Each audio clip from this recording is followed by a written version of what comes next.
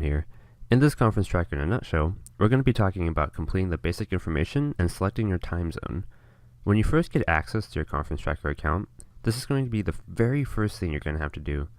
You'll even notice that it's first here on this conference checklist. It's not particularly complicated to do, but I want to go over it anyway, because you might not exactly know what changes will happen when you actually start filling out this information. To begin, click on the aptly named link called Basic Information. Alright, here's the basic information page. Honestly, the fields are all pretty self-explanatory to fill out, but it doesn't really explain where you see these changes. Over here is where you can upload your logo. You can upload most traditional image types such as JPEGs and PNGs.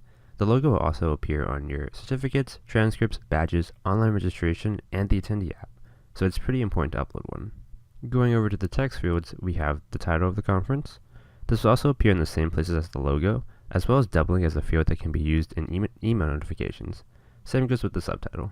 Website and address are only important if you're using the attendee app for your event. Filling out the website will allow attendees using the attendee app to access your website. The address lets you activate features like the current weather in the area, directions to the venue, and local places of interest around the area. Remember to fill the address part out with the address of the venue. The description is also only important for the attendee app. There's a description area in the attendee app, so feel free to write whatever you think is necessary for your attendees to know here. The dates are super important. This determines on what days your sessions will be able to take place, and the sessions are tied to these dates. So if you happen to create sessions on one of the days you have listed, you won't be able to remove that date until the session tied to it is removed. It's usually not a big problem, because most of the time, these are going to be set to the dates of your event anyway. The next two checkboxes are for activating the online registration forms for your attendees and exhibitors.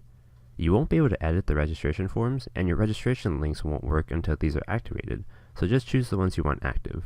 You can also close registration at any time by deactivating them. Lastly, we have some information about your license. You'll see your max number of attendees here, and whether or not you have the Attendee and Leads app active. You'll also notice that we've got some buttons here that are advertised rather poorly. Increased limit doesn't actually increase your limit. It sends me an email saying you click the button and you might want to increase your limit. This enable button under the Attendee app, it doesn't enable it. It sends me an email saying you might want to enable it. And the last enable button, you don't even want to know what it does. Anyway, at least these buttons give you a good excuse if you want to talk to me.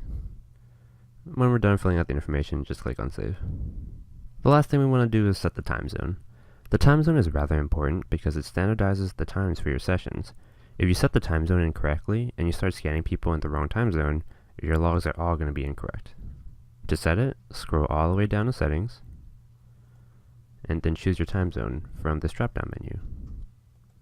Make sure that the time zone is the time zone for your venue and not wherever you're located at the time. And that's it. Again, this is only the beginning. The next step would be to create your sessions, so you're ready to move on to that, click on the link to go to the next video, or find the Creating Sessions video in the Conference Tracker in a Nutshell playlist. And as always, if you have any questions, please feel free to email me at conftrack@engineerica.com. I'll answer, as long as I don't turn up missing the next morning. Have a good one.